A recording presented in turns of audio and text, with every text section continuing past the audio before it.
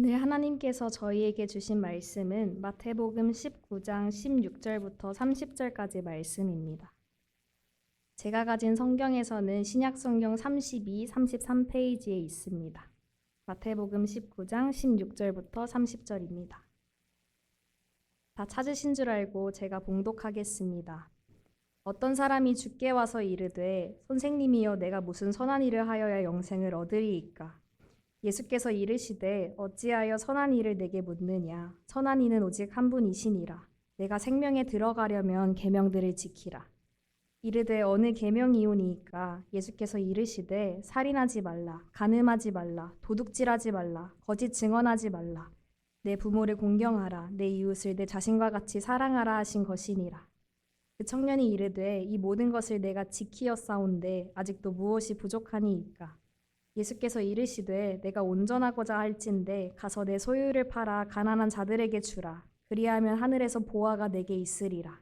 그리고 와서 나를 따르라 하시니 그 청년이 재물이 많음으로 이 말씀을 듣고 근심하며 가니라. 예수께서 제자들에게 이르시되 내가 진실로 너희에게 이르노니 부자는 천국에 들어가기가 어려우니라. 다시 너희에게 말하노니 낙타가 바늘귀로 들어가는 것이 부자가 하나님의 나라에 들어가는 것보다 쉬우니라 하시니 제자들이 듣고 몹시 놀라 이르되 그렇다면 누가 구원을 얻을 수 있으리이까? 예수께서 그들을 보시며 이르시되 사람으로는 할 수 없으나 하나님으로서는 다 하실 수 있느니라. 이에 베드로가 대답하여 이르되 보소서 우리가 모든 것을 버리고 주를 따랐사온데 그런즉 우리가 무엇을 얻으리이까? 예수께서 이르시되 내가 진실로 너희에게 이르노니 세상이 새롭게 되어 인자가 자기 영광의 보좌에 앉을 때에 나를 따르는 너희도 12 보좌에 앉아 이스라엘 12 지파를 심판하리라. 또 내 이름을 위하여 집이나 형제나 자매나 부모나 자식이나 전토를 벌인 자마다 여러 배를 받고 또 영생을 상속하리라. 그러나 먼저 된 자로서 나중되고 나중된 자로서 먼저 될 자가 많으니라. 주님의 말씀입니다. 저희 크리스탈 교회 제가 주로 설교를 하는데요. 이제 올해는 좀 예외적이지만 매년 제가 여름에 선교를 가는 일정이 있어서 여름에 이제 주위 아틀란타 교회 목사님들 모시고 이제 평소에 이제 영적인 집밥을 먹는다면 영적인 특식을, 물론 이제 가끔 여기 CC 대표이신 박 목사님 오시면 영적인 특식을 먹기도 하지만 여러분들 이제 초대해서 많은 은혜를 끼쳐서 감사가 되는데요. 그 중에 제일 우리 성도님들의 반응이 좋고 또 듣고 싶어 하시는 목사님의 설교가 박문환 목사님의 설교가 아닌가 생각이 됩니다. 그래서 교회 되는 대로 시청하고 싶고 지금 LA 계시고 항암 치료하고 있고 8월 정도에 또 일이 있어서 오실 것 같은데 또 교회 되면은 또 같이 설교 듣고 또 교제하면 좋겠다는 생각이 드는데요. 우리 박 목사님 설교 중에 제일 조회수가 많은 것 그래서 보니까 제가 뭐 이렇게 다 찾아보지는 않지만 그리고 많이 이렇게 회자되는 것 중에 하나가 이 사후 대책, 노후 대책이 너무너무 중요하지만 사실은 저도 뭐 그 선교단체나 교회나 여러 방면에서 뭐 로지스틱 어떻게 해야지 뭐 그런 쪽은 잘 알지 못합니다. 아직 젊기도 하고 물론 그렇게 젊은 아니지만 그렇게 저기도 아니고 준비를 해야 되기는 할 때지만 주위에 이제 은퇴하신 목사님들이 이런 거 준비해야 된다고 얘기해서 뭐 이제 관심이 전혀 없었는데 이런 거 해야 되는 거구나 그 정도인데 근데 이제 박문환 목사님 만나고 뵙고 나서 설교 듣고 또 개인적으로 교제하고 나서 노후 대책도 너무너무 중요하지만 사후 대책이 진짜 중요하다는 생각을 이분은 왜냐하면 죽음의 문턱까지 갔다 온 경험이 있기 때문에 더 그것을 주위 사람 만나면서 노후 대책이 필요 없다는 게 아니라 필요하지만 그러나 노후 대책보다 훨씬 중요한 게 사후 대책이 아닌가. 그래서 트러스트하고 뭐 하고 그런 어떤 기능적인 것도 필요하지만 그거 말도 원론적으로 죽으면 어떻게 할 것인가. 이분이 죽음의 고비를 딱 터치하고 그 발음을 딱 찍고 나니까요. 이분은 딱 찌르면은 죽으면 어떻게 하려고.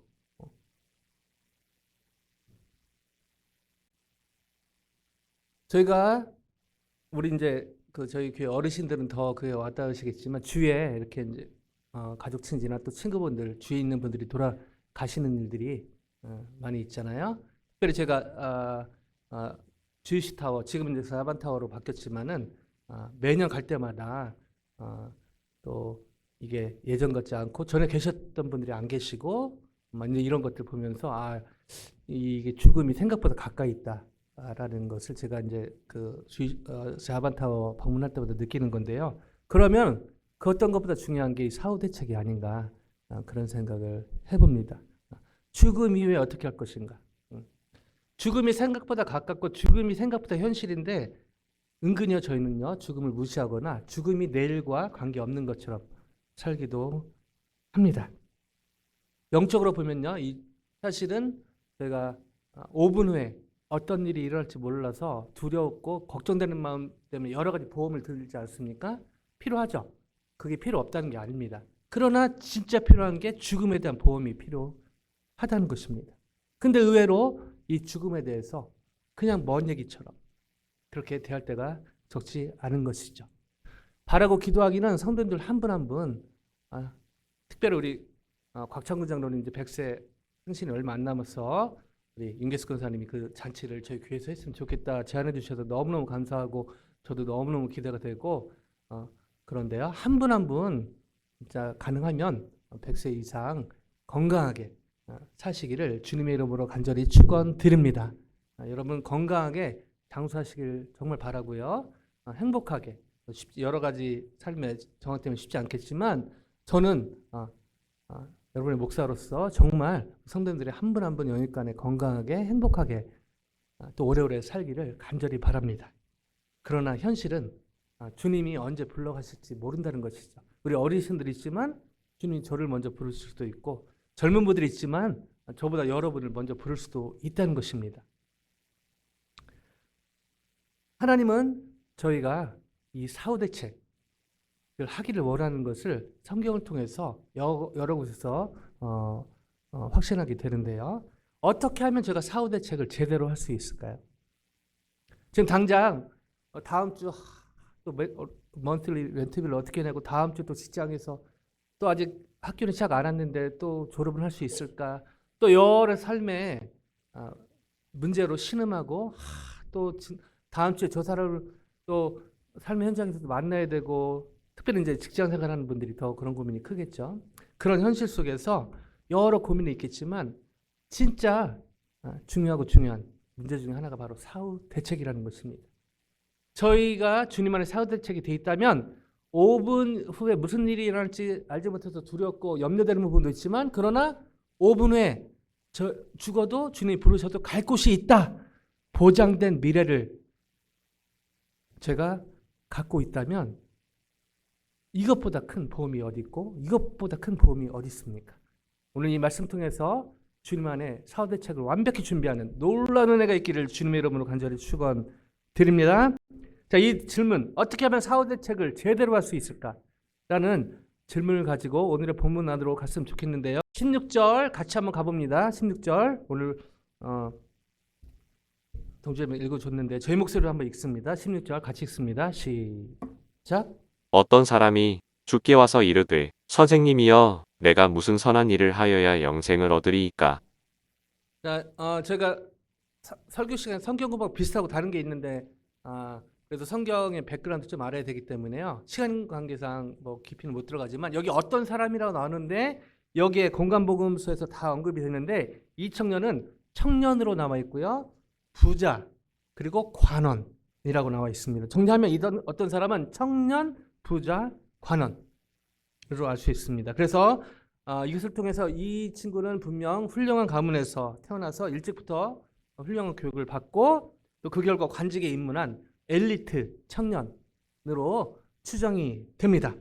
자, 근데 이 친구가 부족할 것이 없어 보였는데 놀랍게도 16절에 보면요. 또 다른 구절을 보면 이렇게 어떤 사람 그 부자 청년 관원이 주께 와서 겉으로 보면 돈도 많고 젊고 그다음에 교육도 잘 받고 백그라운드 좋고 누가 봐도 부를 것이 없고 고민이 없을 것 같은데 고민이 큰 검이 있었던 것을 오늘 본문에서 보게 됩니다. 어떤 사람이 부자 청년 관원이 주께 와서 이르되 선생님이여 내가 무슨 선한 일을 하여야 영생을 얻으리이까. 자, 이분은 이 청년은 그냥 사는 데는 아무 문제가 없었어요. 뭐 재정적으로 탄탄하고 젊고 또 백그라운드 좋고 에듀케이셔널 백그라운드 좋고 누가 봐도 정말 부러운. 근데 다 갖춘 것처럼 보이는데 한 가지 해결할 수 없는 바로 사후대책입니다. 사후대책. 어떻게 하면 영생을 얻으리까?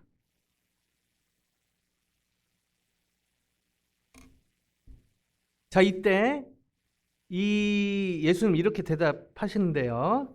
자, 여기 지금 16절 보면은 어떻게 하면 영생을 얻으리까 하는데 그냥 안 묻고 거기에 내가 무슨 선한 일을 해야 하여야, 약간 이 청년이 어떤 생각을 갖고 있었는지 약간 염두에 두시고 갑니다. 자, 예수님께서 이렇게 말씀하십니다. 17절 같이 읽습니다. 시작. 예수께서 이르시되 어찌하여 선한 일을 내게 묻느냐 선한 이는 오직 한 분이시니라. 내가 생명에 들어가려면 계명들을 지키라. 자, 이것도 사실은 다른 복음서 마가 누가복음과 비교하면 좀 더 뭐 재미라기보다는 이런 차이가 있구나. 이 마태가 집중했던 거하고 마가 누가가 집중했던 게 좀 포커스가 다르겠구나. 참 재밌죠? 하나님이 한 분 한 분을 다 다르게 만드셨다는 거. 너무너무 그게 달라서 힘들 때도 있지만, 그러나 이게 진짜 하나님의 독특성, 하나님의 창조성을 이렇게 보여주는 장면이 아닌가 생각이 됩니다. 자, 여기서 보면 어찌하여 선한 일을 내게 묻느냐 라고 나와 있는데요. 이 마태복음에서는 이 선한 일, 마태는요 선한 일에 포커스가 되어 있는데 마가 누가복음에는 시간상 찾아보지 않겠지만 선한 분, 사람에 관심 있는 것을 보게 됩니다. 그래서 이 마가 누가복음에는 선한 선생님이라고 얘기를 하고 있거든요. 마태복음은 선한 일, 그 다음에 마가 누가복음은 선한 선생님, 이렇게 다르게 부르고 있습니다. 그러면서 이 그 부자 청년 관원이 질문했던 거에 대해서 이 다 갖췄는데 한 가지, 자기가 죽고 나면 영생을 얻을 수 있을까? 거기에 되게 확실한 답을 얻지 못하고 있었던 그런 이 부자 청년 관원에게 예수님께서 지금 그 청년에게 여러 가지 말씀을 해 주시는 것이 오늘의 본문의 주된 내용입니다. 근데 보면요, 뒤에 선한 이는 오직 한 분이시다. 그래서 하나님에 대해서 이렇게 얘기하시면서 뒤에 조금 그냥 이렇게 받아들이기 힘든 말씀하십니다. 보죠? 네가 부자 청년 관원, 네가 생명에 들어가려면, 영생을 얻으려면, 구원을 받으려면 다 연결되는 말인데요. 계명들을 지키라. 자, 지금 마태복음 흐름이 산상순. 네가 뭐 하면 그 문자적인 의미 원어로 보면, 그 당시 배경으로 보면 제가 다시 말씀드리지만 뭐뭐 하면 뭐뭐 할 것이다. 뭐뭐 하면 뭐뭐 지키면 뭐뭐 얻을 것이다. 그런 의미가 아니라 너무 그 당시에 희망이 없는 사람들이었는데 나 때문에 마카리오스, 너네들 진짜 운수 대통했다. 복 받았다. 나 때문에. 계속해서 포커스를 예수님께 하는데 그런 말씀으로 쭉 오시다가 갑자기 17절 보면 네가 생명에 들어가려면 계명들을 지키라. 지금 이 부자 간원이 자기가 영생을 얻으려면 무슨 선한 일을 해야 되는 것처럼 생각하고 있었는데 예수님이 거기에 그 불에 기름을 붓듯이 생명을 들어가려면 계명들을 지켜야 돼. 이게 지금 예수님이 지금 무슨 말씀을 하시는지 퀘스천 마크가 찍히는 9절이 17절이라는 것이죠. 자, 이때 부자 관원 청원과 예수님과 대화는 이렇게 이어지는데요. 18, 19절 같이 읽어볼까요? 시작. 이르되 어느 계명이오니이까 자, 예수께서 이르시되 이르시되 살인하지 말라 간음하지 말라 도둑질하지 말라 거짓 증언하지 말라 19절요. 내 부모를 공경하라 내 이웃을 내 자신과 같이 사랑하라 하신 것이니라. 자, 지금 이 10계명, 저희는 10개 10 커맨먼스로 알고 있는데요. 사실 유대교나 그 히브리어 성경 저희가 좀 요즘 공부하다 보니까 이걸 10계명이라고 하지 않고 10가지 말씀들이라고 하더라고요. 그래서 이것도 나중에 기회가 되면 이 비교해서 좀 말씀드리고 싶은데, 저희는 10계명 막 이거를 묶어가지고 하나님과 이웃 사람 다 중요하긴 하지만 이거를 막 안 지키면 뭐 이걸 지키지 말자 이런 의미는 아닌데요. 이 10계명 해가지고 무게를 엄청 두는데 이 히브리어 공부하신 분 거기에 이 그 히브리어 관련된 그 학자들을 보면 이거를 그 사람들은 10가지 말씀들로 다른 말씀과 동일하게 두고 있다는 그런 차이가 있는데요. 중요한 것은 이 십계명이 중요하지 않다는 게 아니라 이것이 다른 말씀과 동일하게 중요한 하나님의 말씀 중에 하나라고 볼 수가 있는데요. 그 가운데 오늘 예수님이 이렇게 여러 가지 말씀하시는데 순서가 막 왔다 갔다 합니다. 어떤 게 중요하고 어떤 게 안 중요하고 뭐 그런 의미는 아닌데요. 막 예수님께서 생각나시는 대로 막 말씀을 하셨는데 중요한 포인트는 이것을 지켜야만 영원한 생명을 얻을 것처럼 예수님이 지금 말씀하고 계시다는데 설교자로서 부담이 있는 것이죠. 성경에 분명히 이 산상수훈 이렇게 말씀하시는데 갑자기 예수님이 계명들을 지켜야 영생을 얻을 것처럼 지금 말씀하고 계시고 약간 이 부자 청년 관원이 생각하는 무슨 일을 선한 일을 해야 구원을 받는 거기에 예수님이 동의하시는 것처럼 아니면 거기다 더해야 돼 이런 투로 지금 말씀하고 계시는 게 오늘 본문에서 쉽게 받아들이기 힘든 그런 부분이라는 것이죠. 자, 이때 이 청년은요 예수님께서 뭔가 이렇게 더 거기 자기 생각에 막 동의해 주시면서 더 막 요구하시는 것 같으니까 이렇게 대답합니다. 20절요. 같이 읽어볼까요? 시작. 그 청년이 이르되 이 모든 것을 내가 지키었사온데 아직도 무엇이 부족하니이까. 자, 예수님께서 지금 계속 말씀하신 거 들어보니까 내가 나름대로 다 지킨 건데 근데 뭘 더 지켜야 되지 궁금증이 생긴 것이죠. 나름대로 이 청년은 마가복음 10장 21절에 보면 예수께서 그를 보시고 사랑하사라는 그 표현을 볼 때 진실하게 나름대로 중심에 진지하게 진실하게 고민을 한 흔적이 나옵니다. 그러니까 뭔가 나름대로 돈도 있고 뭐 또 배경도 있고 다 좋지만 그래도 중심만큼은 계명을 지키려고 최선을 다했던 그런 흔적들이 보인다는 것이죠. 그런데 예수님께서 이런 것을 계속 또 말씀하시니까 내가 빼먹은 계명이 혹시 있나? 아까 10가지 말씀들이라고 얘기했죠. 10가지 말씀들 말고 또 내가 놓친 뭔가 있나? 그것 때문에 내가 구원을 영생을 못 얻나? 이런 고민을 하는 가운데 이 청년이 이 모든 것을 내가 지켰사오니 그러니까 10가지 그 말씀들은 나름대로 10계명 저에게 10계명의 종교개혁 이후로 이걸 더 강조하고 그런 이제 좋은 그런 부분도 있지만 여기에 너무 포커스하다 보면 다른 말씀들을 놓치기 쉽다는 것이죠. 자, 그래서 이 청년이 이 모든 것을 내가 지켰는데 아직도 무엇이 부족하니까 이때 예수님께서 이렇게 말씀하십니다. 21절입니다. 읽습니다. 시작. 예수께서 이르시되 내가 온전하고자 할진대 가서 내 소유를 팔아 가난한 자들에게 주라. 그리하면 하늘에서 보화가 내게 있으리라. 그리고 와서 나를 따르라 하시니. 자, 뭔가 자기 삶을 쫙 지켜보니까 10가지 그 말씀들에 대해서 지키고 나름대로 율법이라는 걸 지키고 왔는데 예수님이 이렇게 해서 더 율법에 대해서 말씀하시니까 내가 혹시 빼먹고 안 지킨 게 있나 하는데 예수님께서 이렇게 말씀하셨다는 것이죠. 자, 여기에 마태복음에 빠져 있는데요. 마가복음, 누가복음에 보면 예수님께서 한 가지 부족한 것이 있으니 그래서 이 부자 청년의 마음을 시원케 하는 것이죠. 너 한 가지 빠졌어. 그 내용이 바로 네 소유를 팔아 가난한 자들에게 주라. 이 앞뒤 문맥을 보면요. 이 청년은요. 그 부자였는데 자기만 움켜쥐고 있었던 것으로 보이지 않습니다. 나름대로 자선행위를 도네이션을 한 것으로 보이는데요.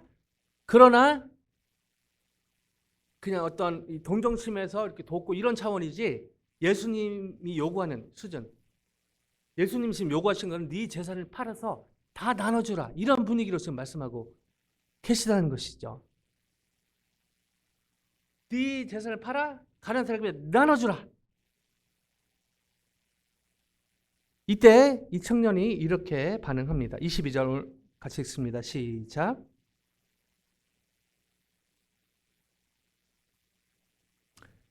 자, 나름대로 도네이션도 하고 살았는데 예수님이 뭔가 다 팔고 다 뭐 하라는 느낌으로 말씀하시니까 어느 정도까지는 괜찮은데 이거를 지금 팔아서 나눠주라고 하는 사람들에게 여러분, 이 청년을 저희가 손가락질할 수 있습니까?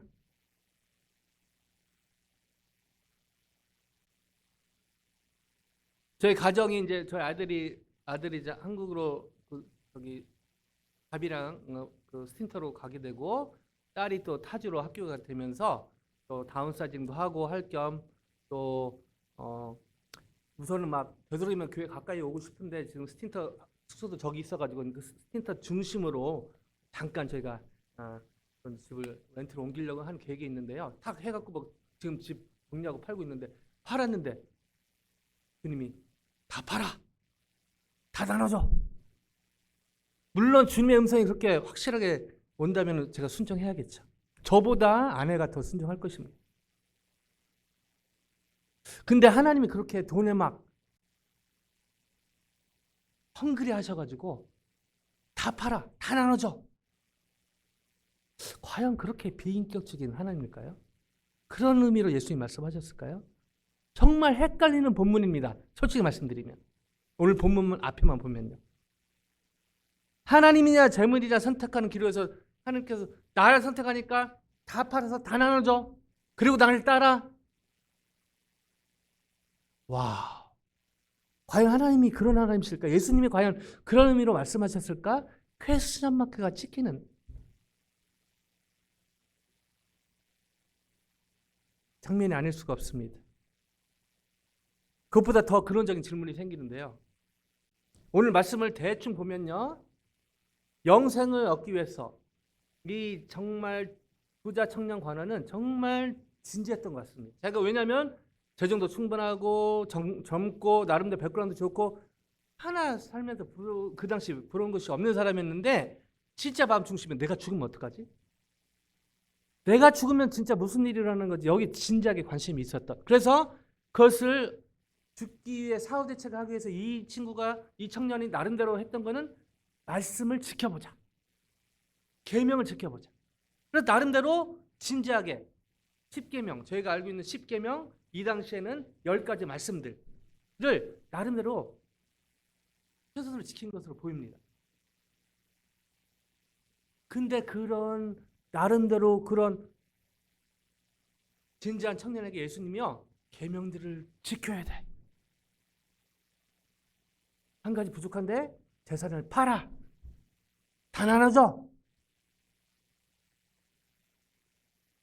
그 청년이 재물이 많음으로 이 말씀을 듣고 근심하며 가니라. 누가 이 청년에게 쉽게 손가락질을 할 수 있느냐? 제가 이 부자 청년 관원을 디펜드하는 게 아니라요. 제가 이 청년이 입장이었어도 고민은 됐을 것 같아요. 나름대로 도네이션하고 살았는데 이거를 다 팔아갖고 다 정리하고 나를 따르라? 과연 예수님은 이 부자 청년에게 계명을 다 지키고 거기다 플러스 재산 다 팔아서 가난한 사람에게 나눠줘야 네가 영생을 받을 것이다 라고 말씀하셨을까요?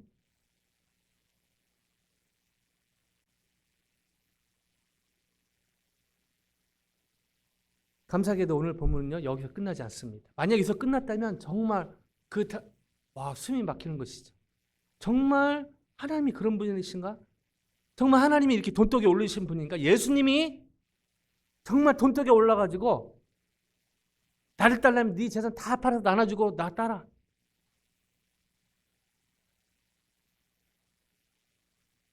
과연 이렇게 비인격적인 예수님인가? 질문이 아니 생길 수 없는 것이죠. 그러나 감사하게도 그 이어지는 말씀을 통해서 예수님이 왜 그렇게 말씀하셨는지에 대해 말씀하십니다. 볼까요? 23절 같이 한번 읽습니다. 시작. 예수께서 제자들에게 이르시되 내가 진실로 너희에게 이르노니 부자는 천국에 들어가기가 어려우니라. 자, 일반적으로 이제 부자, 비단 재산이 많은 사람 플러스 세상의 지식, 지위, 명예 다 동일하게 이 부자, 풍부한 사람들이 천국에 들어가기 어렵다라고 말씀하시는데 왜 그런지 그 이유를 이렇게 설명하십니다. 24절 같이 읽습니다. 시작. 다시 너희에게 말하노니 낙타가 바늘기로 들어가는 것이 부자가 하나님이 나라에 들어가는 것보다 쉬우니라 하시니 자, 낙타가 바늘귀, 뭐 저에게 뭐 바늘 이런 거 생각하기 쉬운데요. 이 당시 컬처를 이해할 필요가 있는데 이 당시 예루살렘의 성은 바늘 귀문이라는 것이 있었다고 합니다. 문이 크고 큰 문, 작은 문이 있었는데 밤에는 이 주로 작은 문으로 이렇게 통행해야 되는 상황이 있었는데 사람이 허리를 숙여야만 겨우 지날 수 있는 문이라고 해서 바늘 귀문이라고 불렸다고 합니다.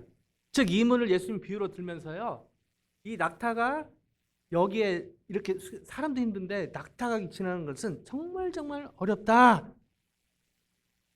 좀 더 구체적으로 말씀드리면 불가능하다. 그러시면서 이 말 비유를 드셨는데 이때 제자들의 반응이 재밌습니다. 25절 같이 읽어보실까요? 시작. 제자들이 듣고 몹시 놀라 이르되 그렇다면 누가 구원을 얻을 수 있으리이까? 자, 제자들이 예수님을 제자들이 따라다녔는데 이 지금 부자 청년 관련해서 얘기하신 거 보니까 그럼 나는 구원받을 수 있나? 나는 영생을 얻을 수 있나?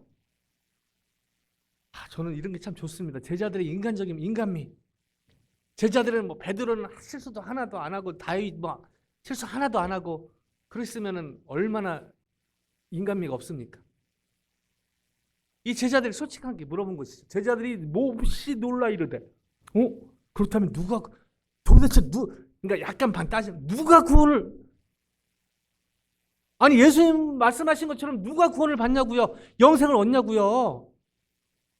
제가 예수님 따라다녀 봤는데 어떻게 10개가 10개명 10가지 계명 지키도 힘든데 다른 것도 지킨 이 청년인데 여기다가 재산을 팔아가지고 다 나눠주고 그리고 날 따르라고요? 예수님 따르라고요?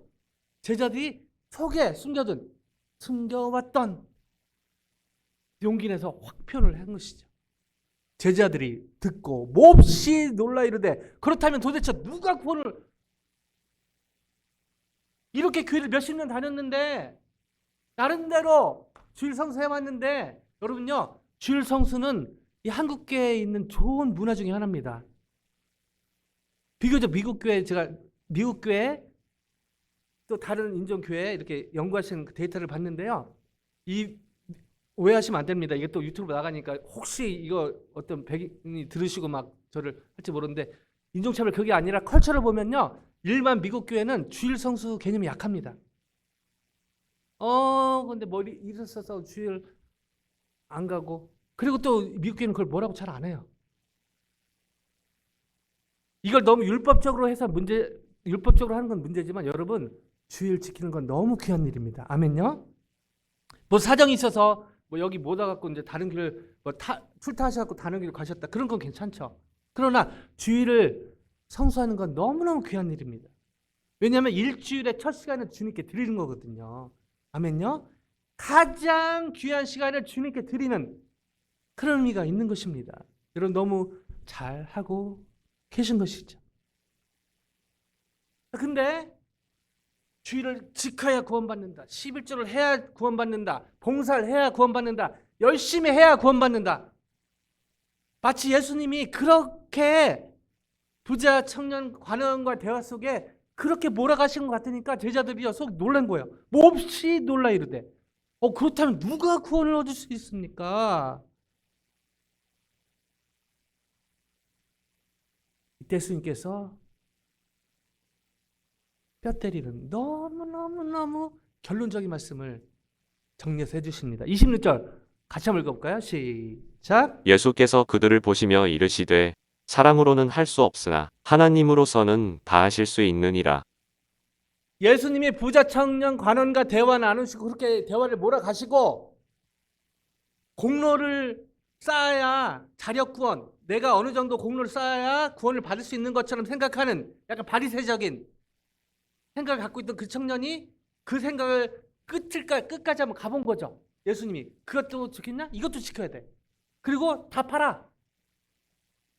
그리고 나서 이 비유, 낙타 비유, 부자 낙타 비유 하시면서 예수님이 결론적으로 하시고 싶었던 말씀이 바로 26절이라는 것이죠. 그들을 보시며, 제자들, 부자 청년 관련됩니다. 그들을 보시며 이르시되 사람으로는 할 수 없으나 아무리 많이 헌금하고 아무리 봉사 많이 하고 아무리 주일 성수해도 영생을 얻을 수 없다. 우리가 아무리 착한 일을 하고 아무리 봉사하고 아무리 좋은 일을 해도 그것 때문에 자력으로 우리가 구원을 얻을 수 없다. 여러분들, 우리의 힘으로 우리의 공로로 절대 영생을 얻을 수 없습니다. 아멘요? 이 부자 청년이 이거 지켰는데 이거 뭐 지켰나? 그걸 다 율법 다 지킬 수도 없지만 다 지킨다 하더라도 율법으로는, 저의 공로로는, 선한 희실로는 구원을 얻을 수 없고요, 영생을 얻을 수 없다 라고 예수님이 확언하고 계신 것이죠. 그래서 뒤에 뭐라고 덧붙이시죠? 하나님으로서는 다 하실 수 있느니라. 오직 예수님을 믿음으로 말미암아 하나님, 저희가 뭘 싸서 뭐 해서가 아니라, 뭘 지켜서가 아니라, 여전히 죄인이지만, 여전히 이기적이지만, 여전히 그렇게 말하고, 여전히 그렇게 행동하고, 여전히 사람의 마음을 아프게 하고, 여전히 문제투성인 것 같지만, 문제투성이지만, 그럼에도 불구하고 예수님을 나의 구주로 믿으면 영생을 얻을 수 있다. 이것이 하나님으로서는 다 하실 수 있다. 아멘요? 아멘입니다. 그래서 교회 올 때마다 제일 먼저 확인해야 될 게, 어떻게 나 같은 죄인을,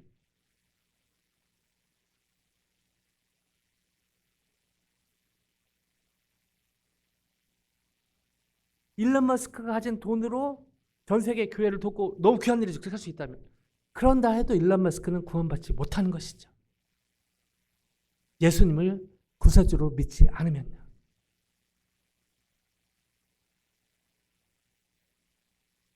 트럼프 대통령 여러 권력으로 막 이것저것 하는데 본인 이름으로 트럼프 바이블도 만들었지 않습니까? 그렇다 할지라도 뭐 바이블 만들어도 너무 귀한 일이죠.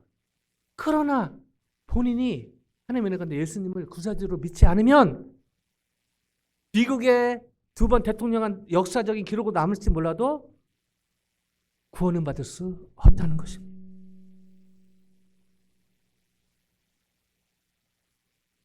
여기서 저희는 서두의 질문에 대한 답을 찾게 됩니다. 구원, 영생, 구원, 곧 영생은 어떤 경우든지 사람의 노력이나 부, 공로로 얻을 수 있는 게 아니라는 것이죠. 오직 예수님을, 하나님의 은혜 가운데 예수님을 구세주로 믿을 때만이 가능하다. 그것이 영생의 조건이다 라고 확언하신 것입니다. 어떻게 하면 서두의 질문에 대한, 이 때문에 서두의 질문에 대한 답도 찾게 되는데, 어떻게 하면 사후 대책을 저희가 제대로 할 수 있을까요?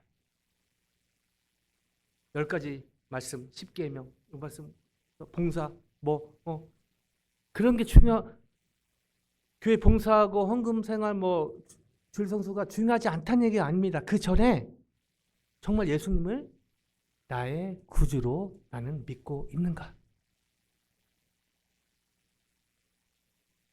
예수님을 주님 안에서 하나님 은혜 가운데 나의 my savior를 믿고 있다면 저와 여러분은 이미 사후 대책을 제대로 한 것입니다. 아멘요? 이처럼 우리의 공로, 우리의 노력이 아닌 예수님을, 하나님의 은혜 가운데 예수님을 나의 구주로 믿을 때 하나님께서 기뻐하시고 저희는 사후 대책을 제대로 준비했으며 하나님 나라는 회복되고 확장되어 갈 줄로 믿습니다. 요한복음 1장 12절에요. 요한복음 1장 12절 같이 읽어봅니다. 시작.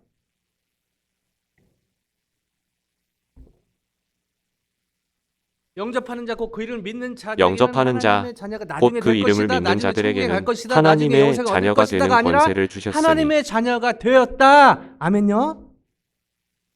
영생을 얻을 것이다가 아닙니다. 얻었다. 이미 예수님을 구세주로 믿을 때부터 영생은 시작이 되고요. 천당은 천국의 장소 개념으로서 예수님을 나의 구주로 믿을 때 천국은 이미 시작이 된 것입니다. 이 세상에 살고 있을 뿐이죠.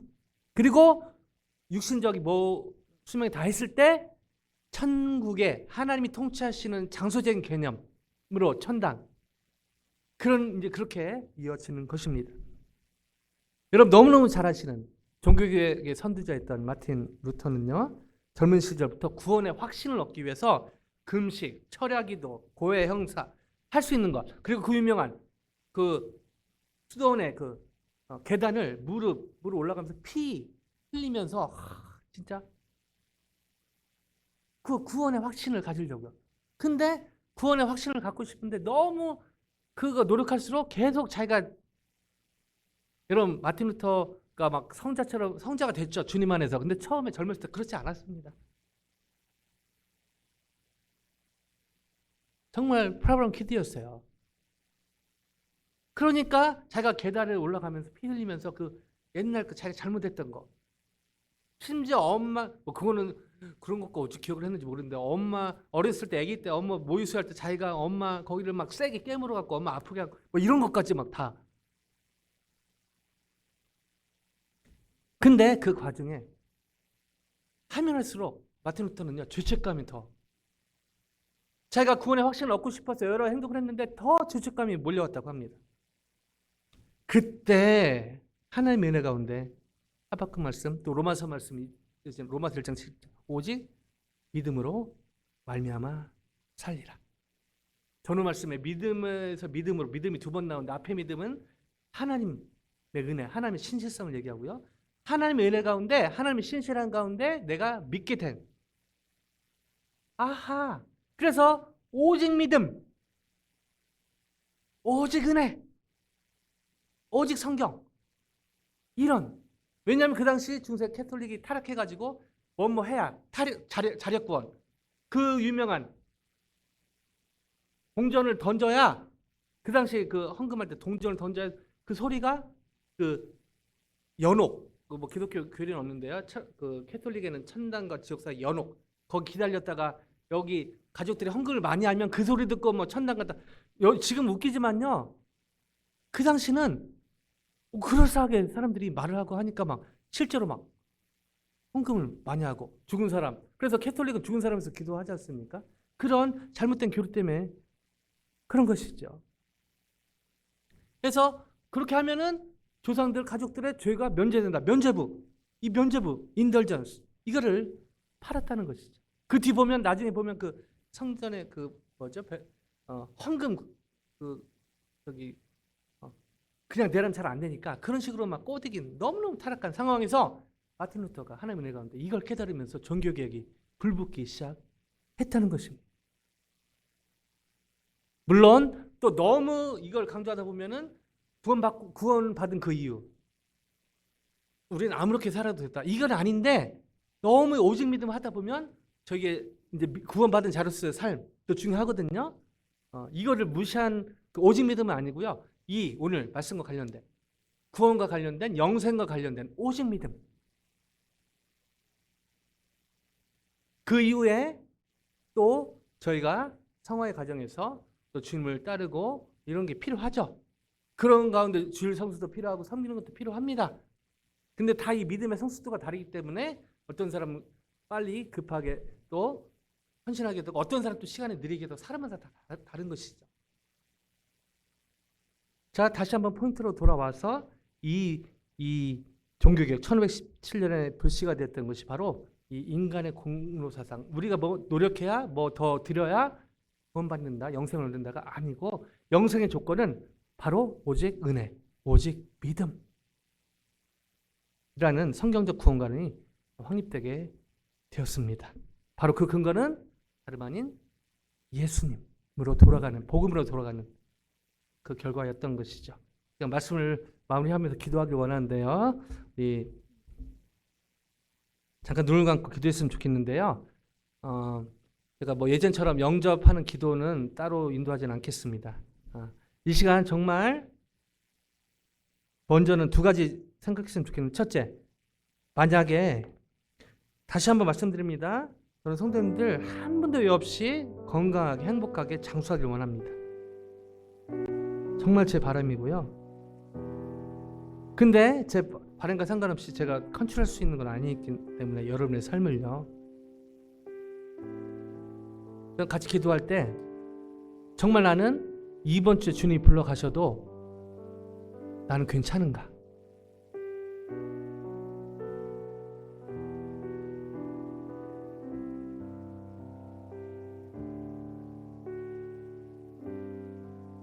주님이 만약에 이번 주에 나를 불러가셔도 나는 괜찮은가? 그리고 두 번째 질문, 나는 정말 주님이 이번 주 부르셔도 영생, 구원 받겠다는 확신이 있는가?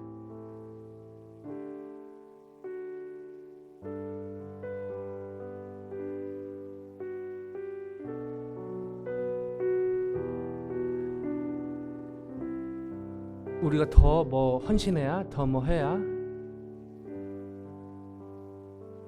구원받고 영생 얻는 것 아닙니다. 예수님을 나의 구주, 나의 하나님으로 받아들일 때 선물로 저에게 주어지는 것이지.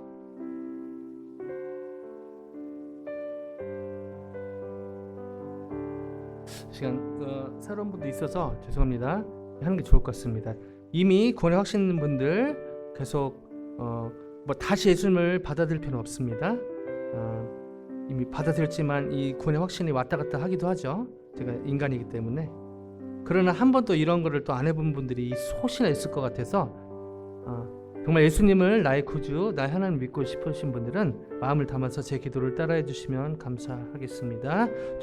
우리 이미 하신 분들은 믿음의 고백으로 다시 받아들일 필요는 없지만 다른 분들 위해 따라해 주시면 감사하겠습니다. 주 예수님, 저는 주님을 믿고 싶습니다.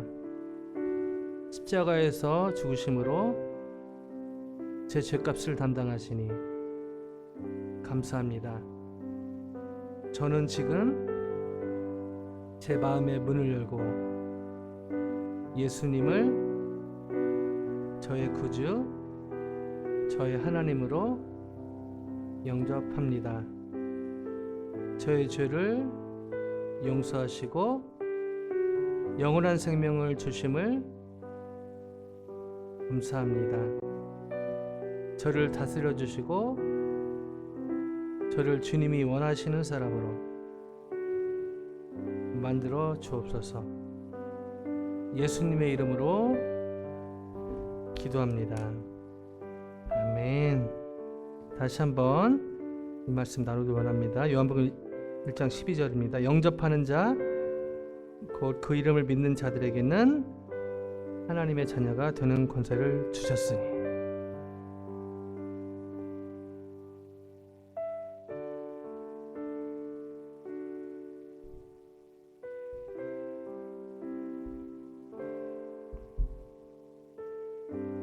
아멘. 감사합니다.